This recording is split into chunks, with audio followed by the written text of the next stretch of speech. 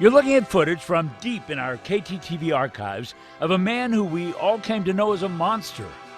I am Dracula. Dracula, a creature conjured up by author Bram Stoker, but brought to life by Bela Lugosi. That's not right. How do you say it? Bela. And he knows his name is Bela too. He's the son of Dracula. There was a 56-year age difference between my dad and me. And he loved acting. He was an actor in the true sense of the word. He could be anybody. If you look at the hundreds of movies that he played in, he wasn't the same actor from role to role to role. In every role, he became that person. If you were a fan of Bela's dad, you might not have known that he was in 23 Hungarian and German films, 113 films and shorts overall. He was in well over 200 stage productions in Hungary, 48 here in the United States. He was also on radio shows. And as we said, there were other movies like White Zombie.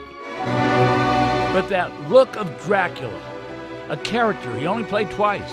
I bid you welcome. Once in the movie of the same name, and another time in an Abbott and Costello comedy. Anytime he wanted, he could turn that character on. You can too. No, I can't. Yeah, you can. No, I can't. Come on. I'll work on him. Back to Dad.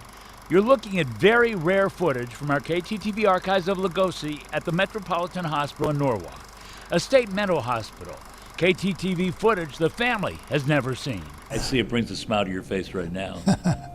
It does. Although I visited him at the Metropolitan Hospital, I never went inside. So I've never seen the footage that was taken of him. For Lugosi, it was surprising. His dad doing push-ups, mugging for the camera.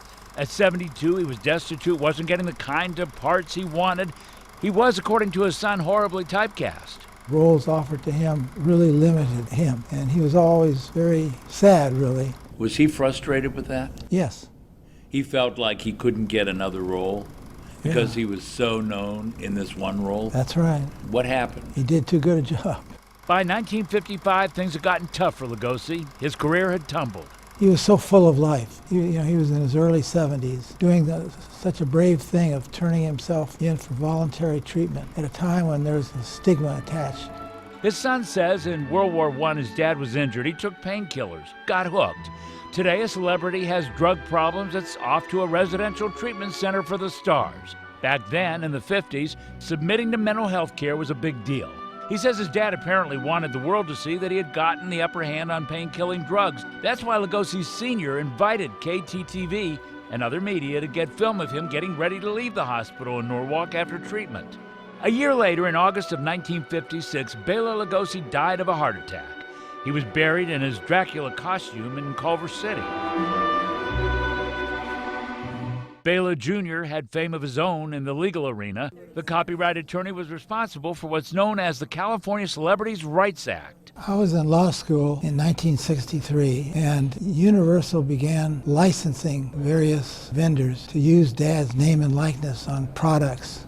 Lugosi didn't feel Universal had the right to do that, and although he hadn't graduated law school yet, he filed a lawsuit to stop the big movie maker from being able to do that, and he won. It went through a roller coaster of appeals, and ultimately the Supreme Court said it had to be enacted by the legislature, which did enact it and made it possible for a celebrity's personality rights to survive their death. And that's the law of the land now. Yeah, it still is. He'd be proud of you, wouldn't he? I think so. And now back to that thing about getting Lugosi to impersonate his dad, Dracula's hypnotic gaze. You're gonna make me do it, aren't you? I'm gonna make you do it. What do you want, the look? The look.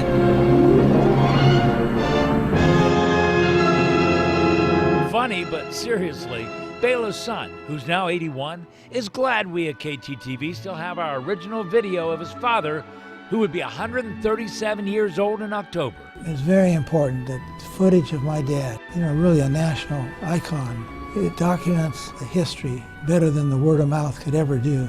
Footage of a man who gave us more than a few scares in our lives. That's another story from our KTTV archives. I'm Hal Eisner, Fox 11 News. Wow. Fantastic footage, right? And you think about a character from 1931, all of the cultural importance of it today. Yeah. From Count Chocula to the Count on Sesame Street to all the Halloween costumes. I was going to say that. How many have dressed up for Halloween in that costume? And of course, he had this great Broadway career as well. I just love that old footage. Yeah, nice job, Hal.